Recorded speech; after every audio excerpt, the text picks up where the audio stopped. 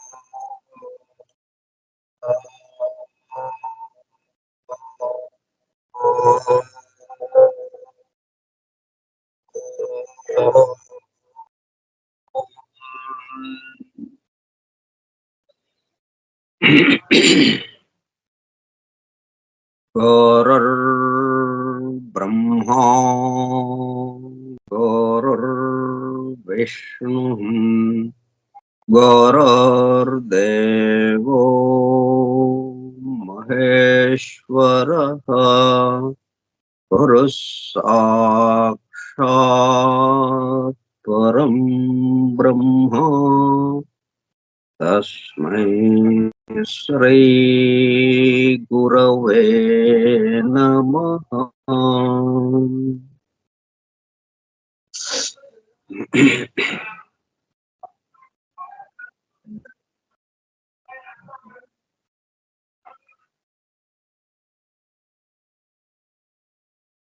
వాసుదేవ హల్లెలూయా.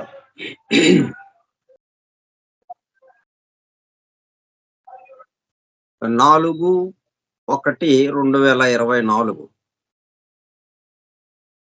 నూతన సంవత్సరం 2024 జనవరి నెల 4వ తేదీ ఉదయం 10:15 జాఫ్రీ హడ్సన్ ద్వారా అందింపబడిన అద్భుత దివ్య గ్రంథము the hidden wisdom in the holy Bible. నిగూఢముగా రహస్యముగా దాగి ఉన్న దైవమే పరిశుద్ధ బైబిల్ గ్రంథం. బైబిల్ రహస్య ప్రకాశం. స్కైప్ గ్రూప్ సోదర సత్యాన్వేషక బృందమునకు స్వాగతం. అందరకు నమస్కారం.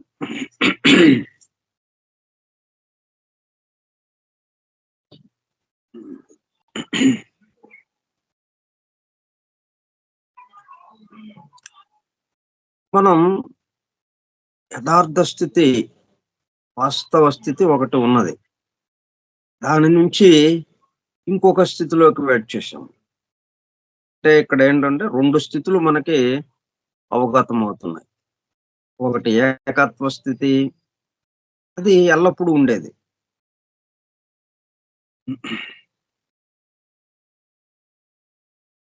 ఎప్పటికీ మార్పు లేనిది.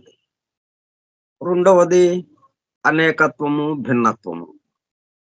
ఇది తాత్కాలికముగా ఆరోపింపబడి మనం దాన్ని అనుభూతి చెందుతుంటాం. మరలా దాని నుంచి అసలైన స్వస్థితిలోకి మరలా ప్రయాణం చేయటం, ఇది జరుగుతూ ఉంది. మనం ఏకత్వం నుంచి అనేకత్వానికి ప్రయాణం చేసిన, అనేకత్వం నుంచి ఏకత్వానికి ప్రయాణం చేసిన, ఎప్పుడు ఉండేది మాత్రం ఏకత్వమే. అది ఇంకా అత్యంత తమాషా అయిన చిత్రమైన విషయం అన్నమాట. మారకుండా ఉన్నది ఏదైతే ఉందో దాంట్లో ఈ 2 రకాల మార్పులు మనం చూస్తున్నాం. అటు నుంచి ఇటు, ఇటు నుంచి అటు గెంతటం జరుగుతుంది. ఆ ఒడ్డు నుంచి ఈ ఒడ్డుకి, ఈ ఒడ్డు నుంచి ఆ ఒడ్డుకి అన్నట్టుగా. పోనీ అక్కడ చేరిపోయి ఆగుతున్నామంటే లేదు.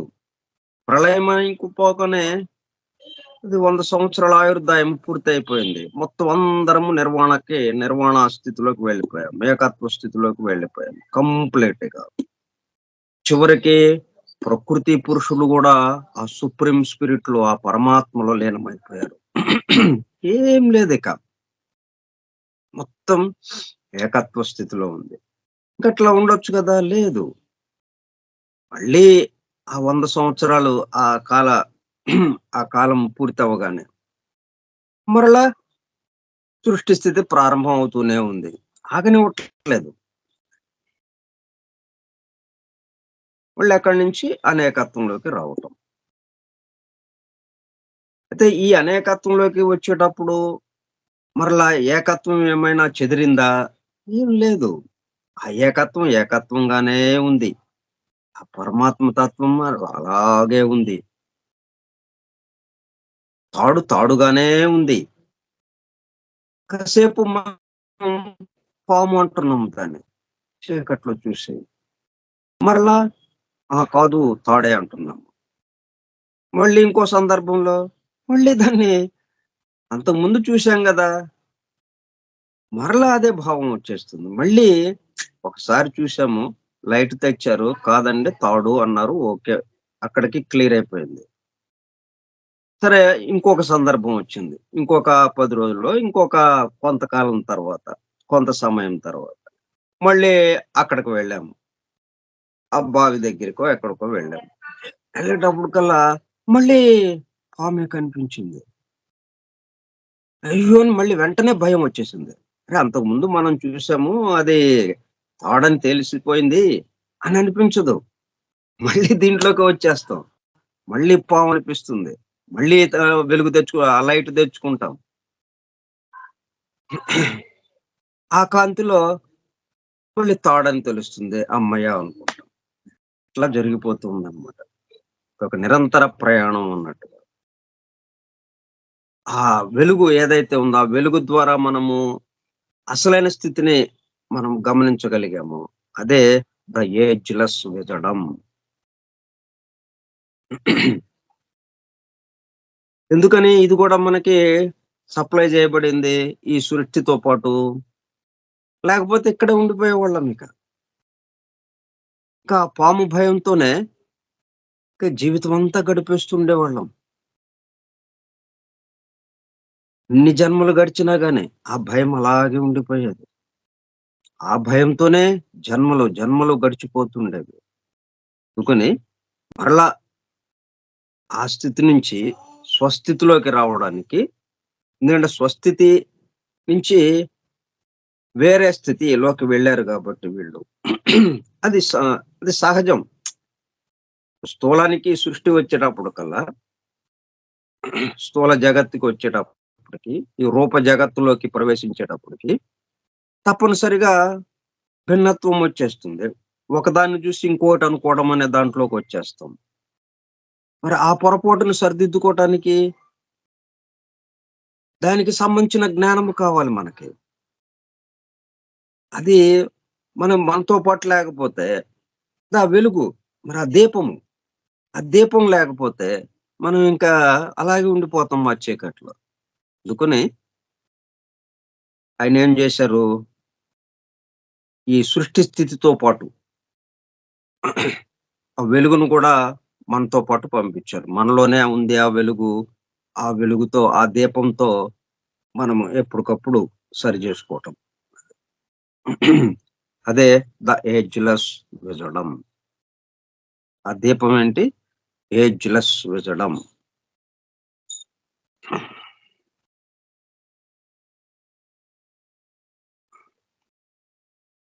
అంటే ఎప్పటికీ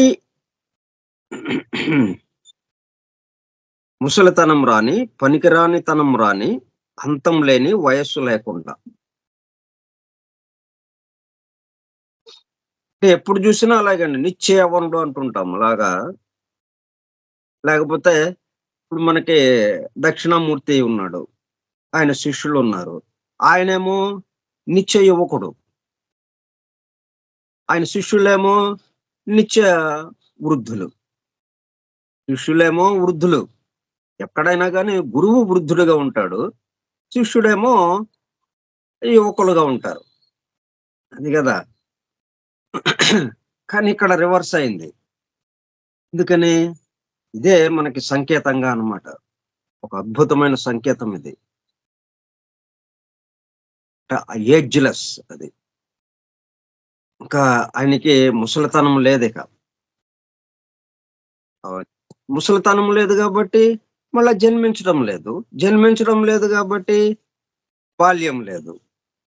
కాబట్టి యవ్వన స్థితే. నిత్యము ఉత్సాహంతో ఉండే స్థితేంటి? యవ్వన స్థితి. కాబట్టి ఆ స్థితిలోనే నిరంతరము మనకు కనిపిస్తూ ఉంటాడు.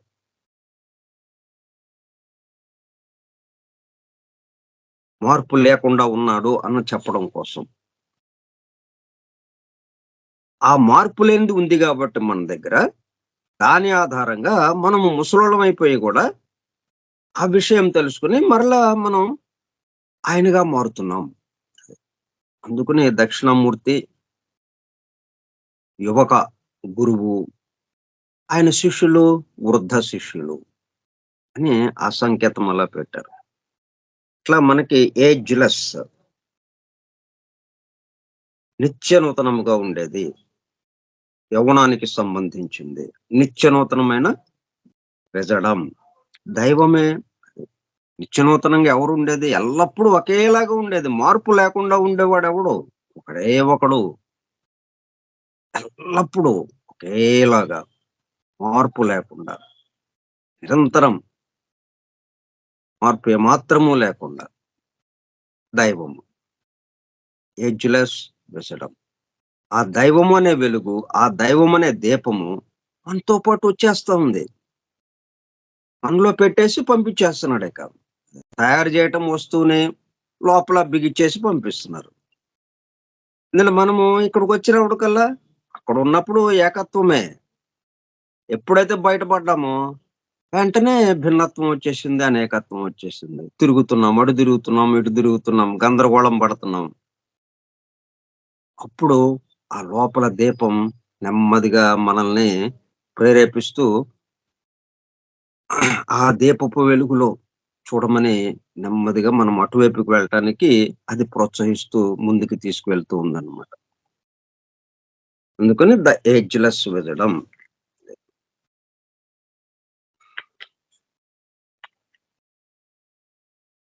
Ancient sources of knowledge. ఇప్పుడు మనం ఇది 6 భాగాలుగా ఇచ్చారు ఈ మొదటి సంపుటాన్ని. ఈ 6 భాగాల్లో మొదటి భాగంలో ఉన్నాం మనం ఇప్పుడు. మొదటి భాగంలో 6 అధ్యాయాలుగా విభజించారు దాన్ని. మొదటి భాగంలో ఇచ్చినటువంటి విషయాన్ని 6 అధ్యాయాలుగా విభజించారు. ఆ 6 అధ్యాయాల్లో 5 అధ్యాయాలు మనం పూర్తి చేసుకొని, ఈ చివరిదైన 6 అధ్యాయంలోకి అడుగుపెట్టాం. ఈ అధ్యాయం పేరు ఏం పెట్టారు? ఈ భాగం పేరేం పెట్టారు? మొదటి భాగము పేరు 'క్వెస్ట్ ఫర్ లైట్'.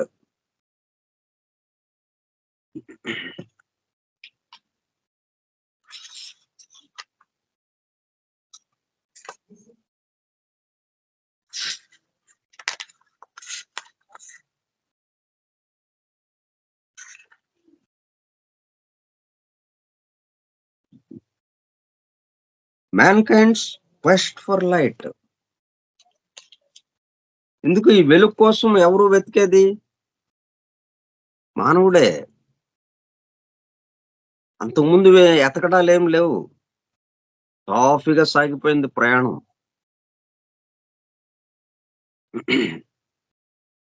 ఇంతకుముందు ప్రకృతే ఆ మొదటి జీవ ప్రసారము, రెండో జీవ ప్రసారము, ఆ 2 జీవ ప్రసారాల ఆధారంగా అంటే మూడవ మూర్తి నుంచి, రెండవ మూర్తి నుంచి ప్రథమ ప్రసారము, రెండవ ప్రసారాలతో మొత్తం జంతు స్థితి దాకా తీసుకొచ్చింది ప్రకృతి. అక్కడి నుంచి ఇక మార్పు మొదలైందన్నమాట. అంటే జీవాత్మ కిందకి దిగాడు. ఈ జంతు ఆత్మకి సంబంధించి సామూహిక ఆత్మ నుంచి విడిపోయినటువంటి ఆత్మ.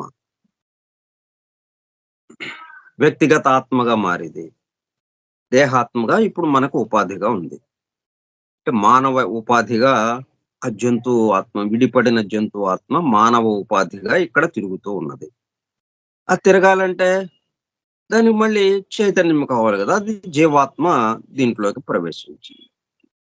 జీవాత్మ ప్రవేశించి ఇప్పుడు ఆ దైవం అనే ఏజ్‌లెస్ విజడం ఏదైతే మనం మొదట్లోనే బిగించి పంపించారు గదా!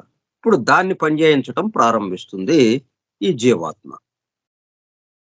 దీని యొక్క వెలుగులో, ఆ దీపపు వెలుగులో, ఆ ఏజ్‌లెస్ విజడం, ఆ దీపపు వెలుగులో మనం ఉన్నది ఉన్నట్టుగా చూసే పరిస్థితుల్లోకి వస్తాం. అంతకుముందు చీకట్లో కనబడి, కనబడక ఏదో అనుకున్నాం. అది కాస్త యథార్థ స్థితిలోకి వస్తాము. అటువంటి ఆ అన్వేషణలో రకరకాల విషయాలు చూసాం. ఆ బైబిల్‌లో ఉన్నటువంటి వృత్తాంతాల్లో దాంట్లో నిగూఢంగా, రహస్యంగా దాగి ఉన్నటువంటి విషయాలేంటో పొడుపు కథలుగా ఎలాగా ఇచ్చారో, ఆ పొడుపు కథలను విప్పడం ఎలాగో అవన్నీ గూడా చూసాము. ఇప్పుడు చివరగా ఏజ్‌లెస్ విజడంలోకి వస్తున్నాం. ఏన్షియంట్ సోర్సెస్ ఆఫ్ నాలెడ్జ్, పురాతనమైనటువంటి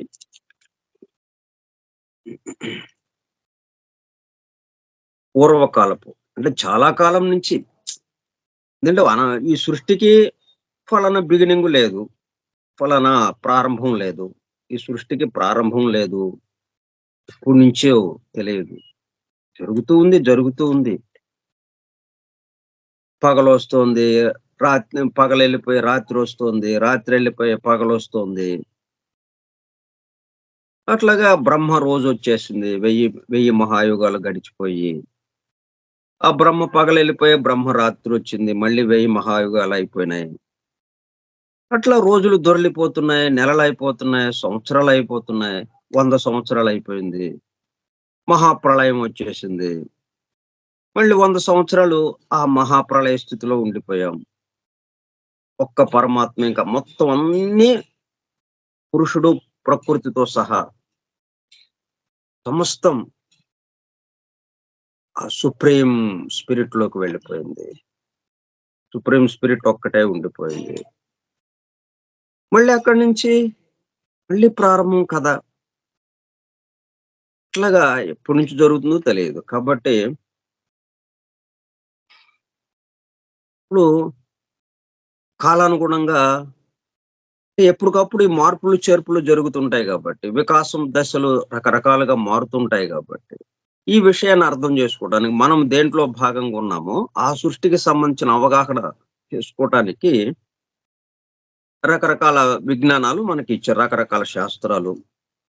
అనేక పద్ధతుల్లో ఆ విజ్ఞానము తెలుసుకోవటం. వాటికున్న ఉత్పత్తి స్థానం, మూలాధారం, ఆ సోర్స్ ఎక్కడి నుంచి ఈ విజ్ఞానము వెదజల్లబడుతోందో, ఎక్కడో ఒకాయన మొదలెడతాడు.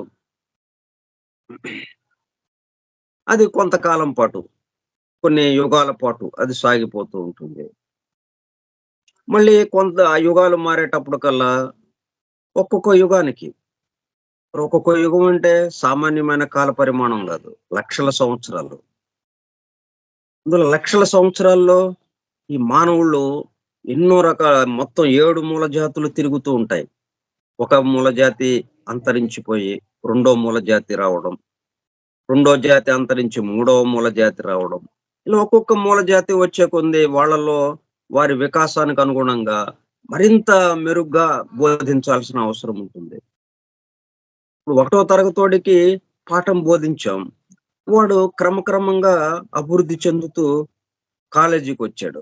కాలేజీకొచ్చినా గాని ఆ, ఆలు నేర్చుకో అని జెప్పి ఒకటో తరగతిలో లాగా చెప్తామా వాడికి? చెప్పం గదా! వాడి వికాసానికి అనుగుణంగా అక్కడ పాఠాలు మారిపోతాయి. అదే పాఠం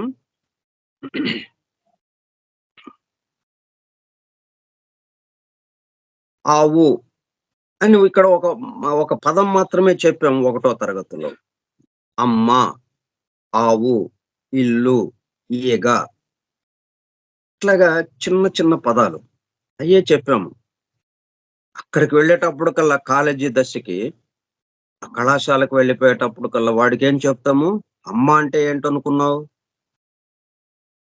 ఒక స్త్రీ గర్భం దాల్చి 9 మాసాలు, నవమాసాలు వాడిని ఆ శిశువుని మోసి ప్రసవించిన తర్వాత అప్పుడు అమ్మ అవుతుందామె అని ఇవన్నీ ఒక స్త్రీ అమ్మగా మారతాం. అమ్మతనం ఎలాగా వస్తుంది?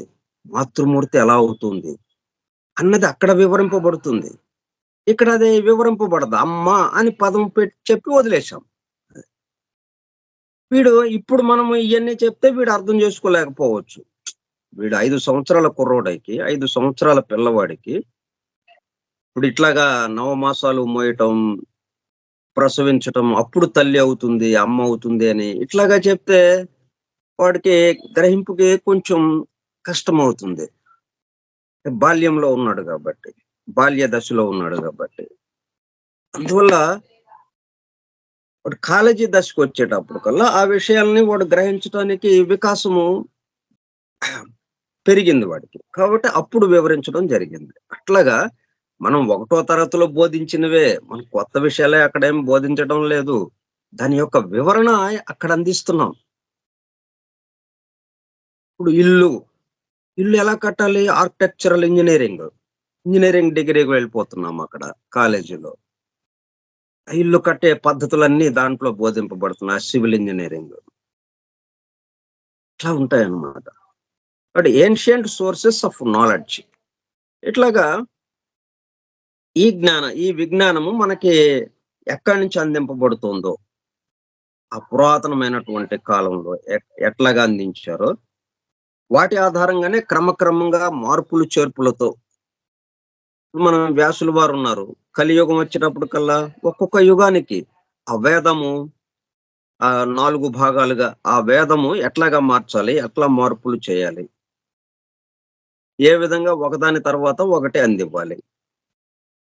వాళ్ళ వికాసాన్ని అనుసరించి. ఇప్పుడు కలియుగం వచ్చేటప్పుడు కల్లా కలియుగము రాబోయేది కలియుగము. అందులో ద్వాపర యుగం చివరిలో ఆయన ఏం చేశారు? మొత్తం వేదాన్ని తీసుకొచ్చి 4 భాగాలుగా దర్శింపజేశాడు వాళ్ళ శిష్యుల చేత. చెప్పడమేం లేదు ఈయన. ఉన్నదే గదా! ఉన్నది ఇంక చెప్పేదేముంది? దర్శింపజేశాడు అంతే. అవి చక్కటి విభాగాలుగా అది సమకూర్చి. నేను అట్లాగా చేస్తే మనం అర్థం చేసుకోవడానికి వీలవుతుంది గాబట్టి, ఈ కలియుగంలో ఉన్న మానవులకి వీళ్ళ వికాసానికి తగినట్టుగా దాన్ని గ్రహించటానికి వీలుగా అట్లా మార్పులు చేశారాయన. అట్లా జరుగుతూ ఉంటుంది. మరి ఆయనకి ఏది ఆధారము? Ancient ancient knowledge. Ancient sources of knowledge. అంతకు ముందు ఉన్నదాన్ని ఈయన మార్చాడు. అంతేగాని ఈయన కొత్తగా మొదలెట్టింది ఏమి లేదు వ్యాసుల వారు. అంతకు ముందు ఉన్నదాన్ని అటు ఇటు కొంచెం ఎడిట్ చేసినట్టుగా అన్నమాట. ఇప్పుడు వాళ్ళకి తగినట్టుగా.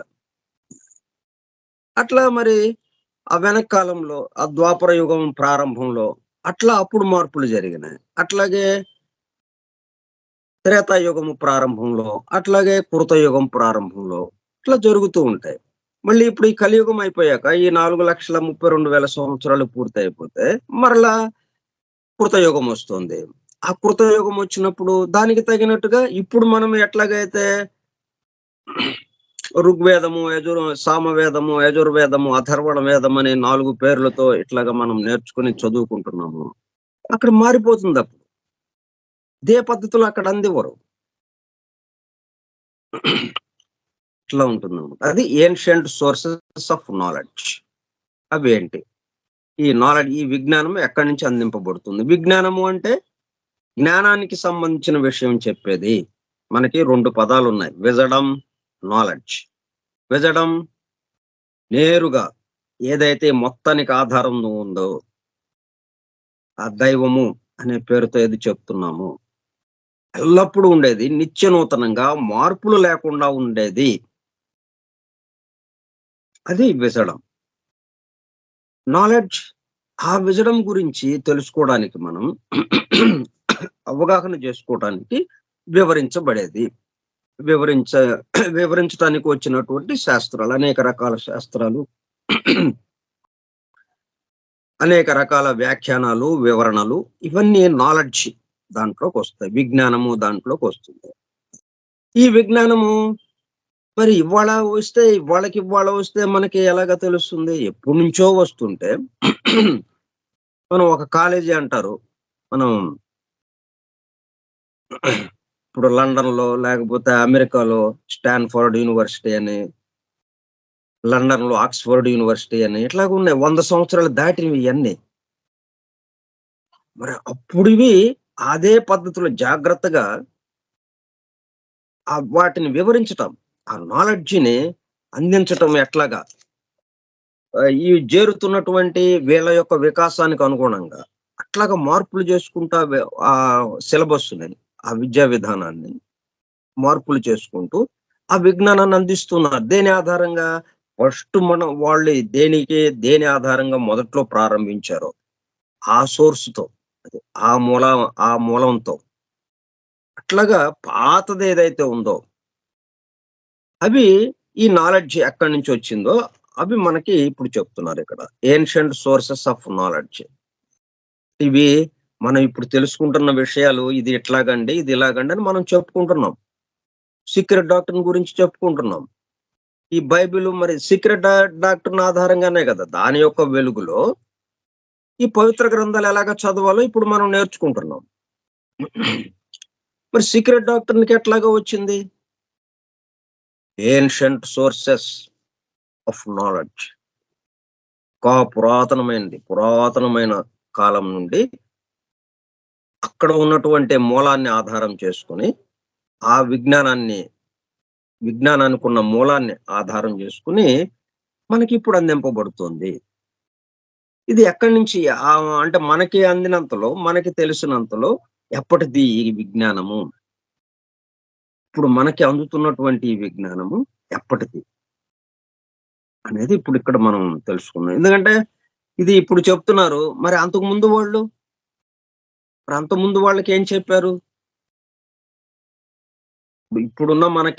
ఇప్పుడున్న మానవాళికి ఇది బోధిస్తున్నారు అనుకుందాం. మరి పాత రోజుల్లోనండి, కొన్ని లక్షల సంవత్సరాల క్రితం అప్పుడు కూడా ఉంది గదా! మరి. ఇప్పుడు కూడా ఈ మానవాళి ఉంది గదా! ఈ ప్రజలున్నారు గదా! మరి వాళ్ళేం నేర్చుకున్నారప్పుడు? అంటే అలాగా వెనక్కి వెళితే లక్షల సంవత్సరాలు, కోట్ల సంవత్సరాలు, అనేక యుగాలు, మహాయుగాలు వీటన్నిటికి వెనక ఏదో ఒకటి మూలం ఉంది. దాని నుంచి నిరంతరం అందుతూ ఉంటే, ఆ అందిన దాన్ని ఇప్పటి కాలానుగుణంగా కొన్ని మార్పులు, చేర్పులు చేసుకుంటూ ఇప్పుడు బోధించుకుంటూ వస్తున్నాము. ఇప్పుడు బోధించుకుంటున్న దానికి ఆధారం ఏన్షియంట్ సోర్సెస్ ఆఫ్ నాలెడ్జ్. పురాతనమైనది. అక్కడ ఉంది మూలం. అంటే విజడంకి ఎట్లాగైతే ఈ సృష్టితో పాటు ఎలాగైతే వచ్చిందో ఒక దీపంలాగా, దాంతో పాటే నాలెడ్జ్ గూడా మరి. దీపం గురించి చెప్పాలి అంటే, ఆ దైవం గురించి వివరించాలి అంటే, నాలెడ్జ్ గూడా రావాలి గదా! దాంతో పాటు. వెదడంతో పాటు వచ్చింది నాలెడ్జ్. అంత పురాతనమైనదిది. Whence came the knowledge whence came the knowledge which is thus both revealed and concealed beneath the veil of allegory and symbol in the scriptures of the world. ఈ పవిత్ర గ్రంథాలు రాయడానికి, ఈ పవిత్ర గ్రంథాల్లో అందింపబడినటువంటి విజ్ఞానము అది రహస్యముగా, నిగూఢముగా దాచి, బాహ్యంగానేమో ఏదో మామూలు సాధారణమైనటువంటి విషయాలుగా అన్నట్టుగా ఉంచి, దాని గురించి ఉపదేశ దీక్ష తీసుకున్నప్పుడు మాత్రమే దాంట్లో ఉన్న రహస్యాలు బాహాటం అవటము. ఇటువంటిది మొత్తానికి ఈ నాలెడ్జ్, ఈ విజ్ఞానము ఎక్కడి నుంచి వచ్చింది? ఎక్కడిదిది? ఫ్రెండ్స్, ఎక్కడి నుంచి? వేర్? ఎక్కడి నుంచి వచ్చింది నాలెడ్జ్? ఇక్కడ మనం ఇక్కడే మనం సమాధానం చెప్పుకోవాలి. వెదడం, దైవము. మార్పు లేని శాశ్వతుడు ఎవరైతే ఉన్నారో, నిరంతరము ఒకేలాగా ఉండేవాళ్ళు ఎవరైతే ఉన్నారో, తన నుంచి అనేక సృష్టులు రావచ్చు. కానీ తను మాత్రం అట్లాగే ఉన్నాడు. సృష్టితో సంబంధం లేదు అన్నట్టుగా. తనలో నుండి సృష్టులు బయటకు వస్తున్నాయి. కొంతకాలం ఉంటున్నాయి. మళ్ళా తనలోకి లయమైపోతున్నాయి. ఈయన మాత్రము ఏం మార్పు లేకుండా ఉన్నాడు. నదులు పరవళ్ళు ఉరవళ్ళతో వర్షాకాలం రాగానే వరదలతో ముంచెత్తి ఆ నది నీరు మొత్తం సముద్రంలోకి వెళ్ళిపోతుంది. సముద్రం నిశ్చలంగా ఉంది. పెరిగింది లేదు, తగ్గింది లేదు. పెరిగింది లేదు. మరలా వేసవికాలం వచ్చింది. మొత్తం నీరంతా ఆవిరైపోయింది. తగ్గింది లేదు. మరలా ఆవిరైపోయిన నీరంతా నదులుగా వచ్చి తనలోకి చేరుతున్నాయి. తనలోకి నదులొచ్చి చేరుతున్నాయి. తనలో నుంచి నదులకు కావాల్సిన నీరు ఆవిరైపోయి వెళ్ళిపోతున్నాయి. మేఘాలుగా ఏర్పడుతున్నాయి. వర్షాలు పడుతున్నాయి. నదులుగా ఏర్పడుతుంది. మళ్ళీ తనలోకి వస్తుంది. తనలోకి వచ్చినా అదేమీ కదలటం లేదు. తనలో నుంచి పోయినా అదేమీ కదలటం లేదు. అలాగే స్థిరంగా, నిశ్చలంగా ఉంది. అట్లా ఏమాత్రము మార్పు చెందిన వాడు ఒకడున్నాడు. ఇన్ని రకాలైన సృష్టిలు వస్తున్నప్పటికీ. ఆ మార్పు లేని వాడు ఎవరైతే ఉన్నాడో వాడిని విజడం అంటాం. ఆ విజడంని వివరించేదే నాలెడ్జ్. కాబట్టి వెన్స్ కేమ్ ద నాలెడ్జ్. ఎక్కడి నుంచి వచ్చింది నాలెడ్జ్? ఈ విజ్ఞానము దైవంతో పాటే, విజడంతో పాటే వచ్చింది. అంటే విజడం ని వివరించాలి అంటే నాలెడ్జ్ కావాలి. అందుకని రెండిటిని కలిపి కిందకి పంపారు అన్నట్టుగా అన్నమాట. సృష్టితో పాటే ప్రళయ స్థితి తరువాత వచ్చిన సృష్టి ఏదైతే ఉందో ఆ సృష్టి స్థితితో పాటే ఈ రెండు కూడా మనతో పాటే వచ్చినాయి. మూలం ఎక్కడుందన్నమాట? మొత్తానికి ఆధారమైన వాడి దగ్గర ఉంది మూలం.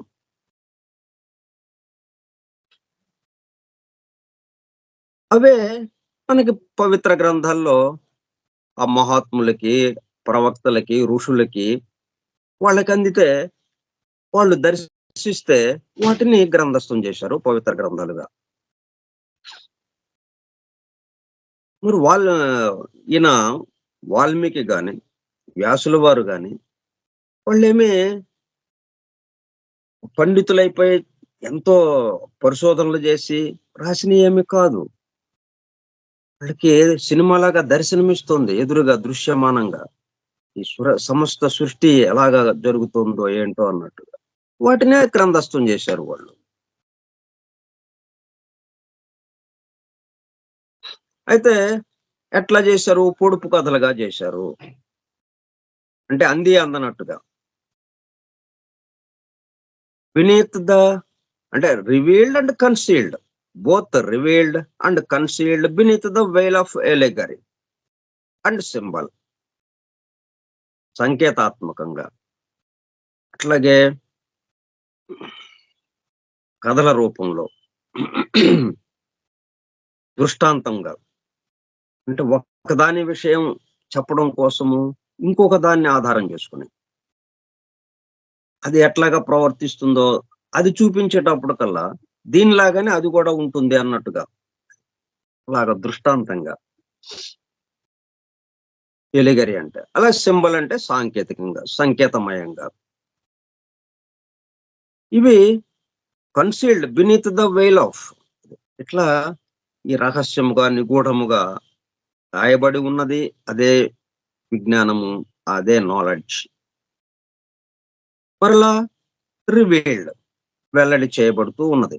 ఎవరికి? ఒక ఉపదేశ దీక్ష పొందిన వారికి మాత్రము అన్నట్టుగా ఇలా సాగుతూ ఉంది. ఈ నాలెడ్జ్ ఎక్కడది?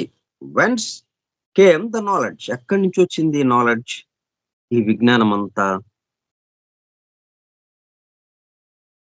Throughout the ages, there have been aspiring men and women who have sought to solve the mysteries of life and death.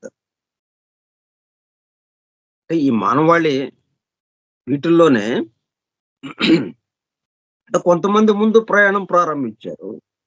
దానివల్ల వాళ్ళకి దీనికి సంబంధించిన జ్ఞానం కొంత అందుతూ ఉండగా, వారిలో దాని పట్ల మేల్కొంటూ ఉండగా, ఆ వెలుగుకి సంబంధించి, ఆ దైవానికి సంబంధించి మేల్కొంటూ ఉండగా, దాన్ని వివరించటానికి ఈ నాలెడ్జ్‌ని ఉపయోగించి, ఈ విజ్ఞానాన్ని ఉపయోగించి మనకి అందుబాటులోకి తీసుకొస్తున్నారు. త్రూఔట్ ద ఏజెస్, కాలాల్లో, అనేక కాలాల్లో there have been aspiring men and women.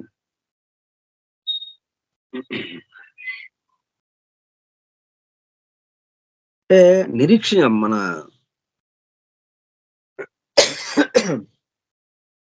అన్వేషకులు, అన్వేషించేవాళ్ళు. అంటే దారి చూపటం కోసం.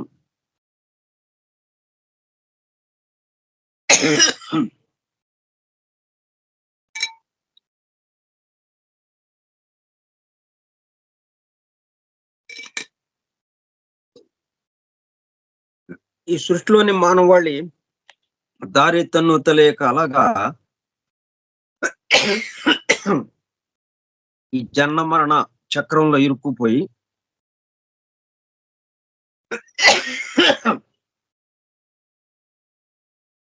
ఈ పనులన్నీ నేనే చేస్తున్నాను అన్న భావంతో చేస్తుండటంతో, విషయం తెలియక ఆ పనుల ఫలితాలు నేనే చేస్తున్నాను అనేటప్పుడు కల్లా పనుల ఫలితాలు మన దగ్గరికే వచ్చి మనల్ని బంధిస్తూ ఉండగా, ఆ పనుల ఫలితాలు మనం అనుభవింపాల్సిన అవసరం వస్తూ ఉండగా, ఇట్లా ఈ చక్రంలో ఇరుక్కుపోయి ఎన్నో బాధలు అనుభవిస్తున్నటువంటి ఈ మానవాళి ఇట్లాగా కొంతకాలం జరిగిన తర్వాత, కొన్ని రౌండ్స్ పూర్తయిన తర్వాత, కొంతమందిలోకి వికాసం కలిగి, వారిలో ఆ వెలుగు పట్ల, ఆ దైవం పట్ల మేల్కొని, తోటి సహచరులకి దాన్ని నాలెడ్జ్ రూపంలో, ఆ విజ్ఞానం రూపంలో అందించటానికి అన్వేషిస్తూ ఉన్నారు కొంతమంది. Aspiring men and women. అట్లా ఆ దారి కోసం వెతికి, ఆ దారిని కనుగొని, ఆ మార్గాన్ని, ఈ మార్గంలో వెళితే మనము బంధ విముక్త స్థితిలోకి వెళతాము. ఇక్కడే ఉంటాము, బంధనాలు లేని స్థితిలో అద్భుతంగా జీవిస్తాం ఇక్కడ, ప్రశాంతంగా దైవముగా జీవిస్తాం ఇక్కడ అన్న విషయానికి వాళ్ళు ఆ దారి కనిపెట్టి, ఆ దారిలో వాళ్ళు అన్వేషించి, ఆ లక్ష్యాన్ని చేరి వాళ్ళు తమ యొక్క ప్రయోగ ఫలితాలని తమ తోటి సహచరులకి, తమ తోటి జీవులకి అందివ్వటానికి వాళ్ళు సిద్ధంగా ఉన్నారు. who have sought to solve the mysteries of life and death. ఏమిటి జననం, ఏమిటి మరణం, ఏమిటి జనన మరణాలకు సంబంధించినటువంటి ఈ రహస్యాల్ని భేదించటానికి వాళ్ళు అన్వేషించి ఒక చక్కటి మార్గాన్ని మనకి చూపిస్తూ ఉన్నారు వాళ్ళు. ఇదిగో వాళ్ళ నుంచి వచ్చింది ఈ విజ్ఞానము, అంటే వాళ్ళు మనకి బోధించగా వచ్చింది అని. మరి వాళ్ళకి ఎక్కడి నుంచి వచ్చిందంటే, ఇంకా అదే ఆ దైవంతో పాటు వచ్చినటువంటి, ఆ సృష్టితో పాటు వచ్చినటువంటిదే వాళ్ళ యొక్క అన్వేషణలో అది అందింది. అన్వేషించితే అందుతుంది. మనం ఒక దాని కోసము వెతికితే కదా దొరికేది. వెతకకుండా అది వచ్చినప్పుడు మనం చూద్దాంలే అన్నట్టుగా, అది కనబడితే చూద్దాం అప్పటికప్పుడు అని మనం వెతకకుండా ఈ బాధలే అనుభవిస్తుంటే మరి ఎట్లాగా? అందుకని కొంతమంది వెతికారు దానికోసం. వెతికితే దొరికింది అది. ఆ నాలెడ్జ్ ఫస్ట్. నాలెడ్జ్ దేని గురించి? వెజడం గురించి, దైవం గురించి. అప్పుడు ఆ దైవానుభూతిలోకి వెళ్ళారు వాళ్ళు. అట్లా దైవానుభూతిలోకి వెళ్ళి, ఏకత్వానుభూతిలోకి వెళ్ళి, ఆ అనుభూతిని మిగతా అందరికీ పంచటానికి వాళ్ళు ఈ విజ్ఞానము ద్వారా, అందరికీ పంచడానికి వాళ్ళు సిద్ధంగా ఉన్నారు. There have there have also been అంటే ఇంకా జనన మరణం అనే చక్రం నుంచి, అనే బంధం నుంచి, జనన మరణ చక్ర బంధం నుంచి విడిపడి, అట్లాగని జననము, మరణము ఉండదా అంటే ఉంటాయి. ఉంటాయి గానీ మనం కంటిన్యూటీగా ఉంటాం. మనకు కావాల్సినప్పుడు దేహాన్ని సమకూర్చుకుంటాం. ఆ దేహంతో కొన్ని పనులు చేస్తాం. కొంత కాలం జీవిస్తాం. ఇంకా ఆ పని పూర్తయిందని చెప్పి ఇంకా ఆ దేహాన్ని విడిచేస్తాం. అంటే మనం ఎల్లప్పుడూ ఉండేవాళ్ళంగా ఉండిపోతాం. ఇవన్నీ మనకి ఉపయోగించుకోవటానికి అనువుగా. అంతేగాని దేహం శాశ్వతంగా ఉంటుందని కాదు ఇక్కడ. దేహం శాశ్వతంగా ఉంటే ఇంక అభివృద్ధికి అవకాశం లేదిక. కోపం ఎప్పుడూ మార్పులకి గురవుతుండాలి. కోపము ఎప్పటికప్పుడు మార్పులకి గురవుతుంటేనే అభివృద్ధి పదంలోకి ముందుకి వెళ్ళటానికి ఆ పరిపూర్ణంగా మారటానికి అవకాశం ఉంటుంది. There have also been illumined men and women. ఇట్లా ఈ అన్వేషణలో ఆ విజ్ఞానము ఉంది. ఆ విజ్ఞానము ద్వారా జ్ఞానాన్ని పొంది, జ్ఞాన అనుభూతిని పొంది, అంటే దైవానుభూతిని పొంది, వారిలో ఆ దైవము ప్రకాశించటం వల్ల మెన్ అండ్ ఉమెన్, స్త్రీ పురుషులు ఎంతో మంది who having solved those mysteries, మనకి ఏదైతే రహస్యముగా ఉండిపోయినాయో, తెలియకుండా ఉండిపోయినాయో,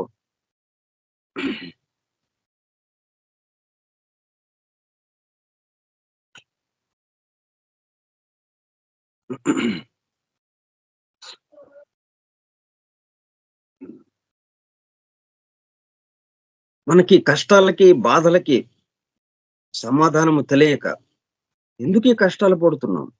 ఎందుకు ఈ బాధలు మనకొస్తున్నాయి? ఆ విషయం తెలియక. కానీ విచిత్రంగా ఆ కష్టాలు, బాధలు మన వల్ల వస్తున్నాయి. మరి ఆ విషయం మనకి తెలియటం లేదు.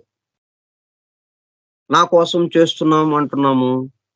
ఫలితాలు మన చుట్టూనే తిరుగుతున్నాయి. ఆ ఫలితాల వల్ల అంతకుముందు చేసిన పని అవతల వాడికి బాధించామా, కష్టంగా వస్తుంది మనకి ఫలితం. మళ్ళీ మనం బాధింపబడతాం. అవతల వాడిని మనం బాధించాము. అట్లాగే మనము బాధింపబడటం. అవతల వాడిని సుఖపెట్టాం. అవతల వాళ్ళలో సంతోషాన్ని కలిగించాం. మనకి ఆ సంతోషం మనకి తిరిగొస్తుంది. మనం సంతోషింపజేస్తాం.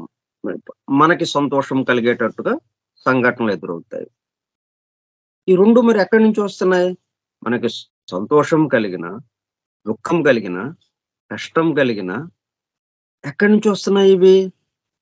అరే నాకేం తెలీదండి. నేను ఎంతో చక్కగా ఉన్నానండి. ఎవరిని ఇప్పుడు ఏమీ అనలేదండి అనంటే, మరి ఇప్పుడు గాదు. ఇదొక ప్రవాహం గదా! ఇదొక కాల ప్రవాహం. ఎన్నెన్నో జన్మలకి సంబంధించి మొత్తం అక్కడ అకౌంట్ ఉంటుంది. దానివల్ల ఏమవుతా ఉంది? వెనకటి వాటికి సంబంధించిన ఫలితాలు ఒక్కొక్కటి వదులుతూ ఉన్నారు పైనుంచి. ఆ రికార్డ్ జేసిన వాళ్ళు. వదులుతూ ఉంటే అవి ఒక్కొక్కటి మన ఎదురు పడుతూ ఉన్నాయి. అంటే ఈ విషయం మనకు తెలియక ఏంటి ఇట్లాగా ఉంది అని చెప్పి అలా అనుకుంటున్నాం. మరి ఇది నా కోసం అన్న దాంట్లో ఇరుక్కుపోయిందిది. నా కోసం అనేది ఎళ్ళిపోయిందా? నా చుట్టూ ఉన్న వారి కోసం అసలు ఆ పనులు ఎలా చేస్తున్నాము? ఈ సృష్టి యొక్క విషయం ఏంటి? ఆ అవగాహన మనకి కలిగితే అప్పుడింకా ఇది దైవం కోసమే ఈ పనులన్నీ చేస్తున్నాం అన్న దాంట్లోకొచ్చేస్తాం. దాంతో ఆ జ్ఞానముతో జ్ఞానాగ్ని దగ్ధం కర్మాణం, సమస్త కర్మలు దగ్ధమైపోయినట్టుగా అయిపోతాయి. అంటే జ్ఞానముగా మారిపోతాయి. దైవముగా మారిపోతాయి ఇంక. ఇంకప్పుడు బంధం లేదిక.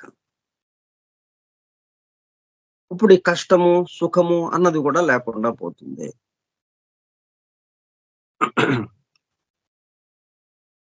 అట్లా తెలిసిన వాళ్ళు ఈ జ్ఞానం అనుభూతి చెంది ఆ విధంగా they have also been illumined.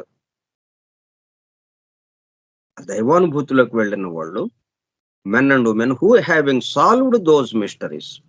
కాబట్టి ఈ విధంగా ఇదిగో ఇట్లాగుంది, ఈ సృష్టికి సంబంధించిన విషయం ఇది. కాబట్టి మనం మనం వాస్తవంగా చేస్తున్న పనులేంటి, పనులు ఏ పద్ధతిలో చేస్తున్నాము, మనం ఎట్లా అనుకుంటున్నాము, ఎలా భావిస్తున్నాము, ఇక్కడ కొంచెం జాగ్రత్తగా మనం ఆలోచించాలని మనకి అలాగా బోధ చేసి మనల్ని మరలా ఆ విజ్ఞానం మనకందించి, ఆ విజ్ఞానం నుంచి ఆ విజడంలోకి, ఆ దైవానుభూతిలోకి మనల్ని తీసుకువెళ్తూ ఉన్నారు వీళ్ళు కొంతమంది.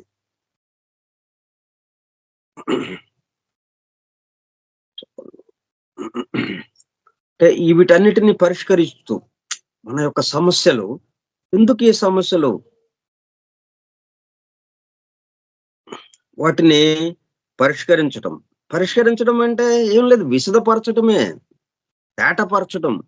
ఇది ఇట్లాగుంది, అందువల్ల ఇలా జరుగుతోంది అని ఎప్పుడైతే తెలిసిందో వాటిది కాదు. ఇప్పుడు సమస్యలోనే పరిష్కారం ఉంటుంది. పరిష్కారం అని ప్రత్యేకంగా ఏమీ ఉండదు. ఆ సమస్య గురించిన వివరం మనకి తెలిసిందంటే ఇంక పరిష్కారం అయిపోయినట్టే అవుతుంది. అట్లా తేటపరచటము, విశదపరచటమే వీళ్ళు చేసింది. సాల్వ్ అంటే అది. అంతేగాని మన ఇంటికొచ్చి మన కష్టాల్ని పరిష్కరించడం, ఆ కష్టాలకి సంబంధించి ఏదైనా ఆర్థిక సహాయం చేయటం, ఇట్లా గాని కాదది. విశదపరచటం, తేటపరచటం. ఉన్న విషయాన్ని ఆహ్, ఉన్నదేంటి? విజడం, దైవము. అది మర్చిపోవటం వల్ల ఉన్నది తాడక్కడ. అది మర్చిపోవటం వల్ల పాము అనుకుంటున్నాం మనం. మరి వాస్తవంగా పాముందా అక్కడ? లేదు గదా! కాబట్టి దైవము అక్కడ ఉంది. ఈ దైవము ఉండగా నీకు ఈ కష్టాలు, కన్నీళ్లు ఇయన్నీ ఎందుకొచ్చినాయి? మరి దైవము ఈ కష్టాలు, కన్నీళ్ళుకి సంబంధించిన వాడు కాదు గదా! ఇట్లాగా అత్యంత ప్రతిభావంతుడు గదా! చాలా గొప్పవాడు గదా ఆయన. ఆయన ఉండగా మరి ఇవన్నీ ఎందుకొచ్చినాయి అనంటే, ఆయన లేని వాడుగా మనం అనుకోవటం వల్ల. స్థూలంగా ఈ రూప జగత్తుకి మనము పరిమితం అవుతూ, దానికి తగిన విధంగా మనం నేను పనులు చేస్తున్నానని మన మీద వేసుకుంటూ ఉండటం వల్ల ఇది జరుగుతోంది. అందులో ఇవి విశదపరచడం, తేటపరచడం, మనకి అవగాహన కలిగించటం. అదే నాలెడ్జ్. నాలెడ్జ్ అంటే, విజ్ఞానము అంటే విషయము వివరించటం. దేని గురించి వివరించటం? విజడం గురించి వివరించటం. దాంట్లో క్లియర్ అయిపోతుంది. Those mysteries have given their solutions to certain carefully selected disciples. అట్లాగా అంటే అంతకుముందు ఇప్పుడంటే బాహాటంగా మొత్తం మనకి అందుబాటులోకి వచ్చేసింది.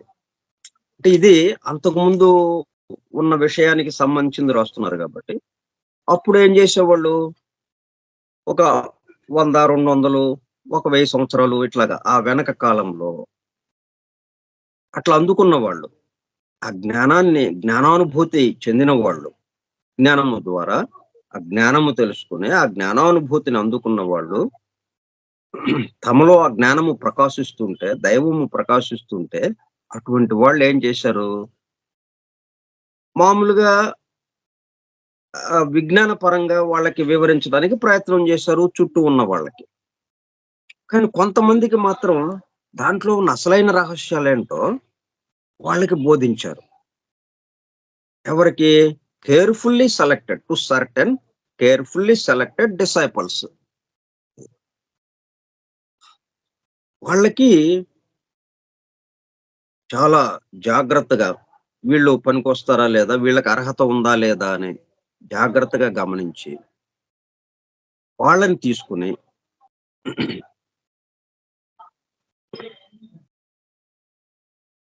వాళ్ళకి మాత్రం వివరించారనమాట. ఈ అసలైన రహస్యం ఏదైతే ఉందో వాళ్ళకి, అంటే ఈ అనుభూతిని వాళ్ళు ఎలాగైతే అయస్కాంతంగా మారిపోయారో వీళ్ళని కూడా అయస్కాంతంగా మార్చారు కొంతమందిని మాత్రం. వాళ్ళకి ఆ జ్ఞానానుభూతిని, ఆ దైవానుభూతిని వాళ్ళకి అందజేశారు. Carefully selected disciples. దీనికి సంబంధించి ఇంకా మిగతా విషయాలు అంటే లార్డ్ క్రైస్ట్ ఏ పద్ధతిలో ఆయన అందించాడు? ఇటువంటి పద్ధతేనా? లేకపోతే ఇంకా వేరే పద్ధతేదన్నా ఉందా? అది ఆయన అందించిన విధానం ఏంటి? ఆయన తన శిష్యులకి, అలాగే ప్రజా బాహుళ్యానికి వీళ్ళిద్దరికీ అందించడంలో ఇదే విషయాన్ని, ఇదే ఎటువంటి పద్ధతులను అనుసరించాడో అది రేపు తెలుసుకుందాం. స్వస్తి ప్రజాభ్యః పరిపాలయంతాం న్యాయేణ మార్గేణ మహీం మహీషాః గోబ్రాహ్మణేభ్యः శుభమస్తు నిత్యం లోకాः సమస్తాः సుఖినో భవంతు లోకాः సమస్తాः సుఖినో భవంతు లోకాः సమస్తాः సుఖినో భవంతు. ఓం శాంతి శాంతి శాంతిః. ఓపికగా ఉన్నటువంటి సోదర సత్యాన్వేషక బృందమునకు ధన్యవాదములు. Thank you all. Vasudeva. Hallelujah.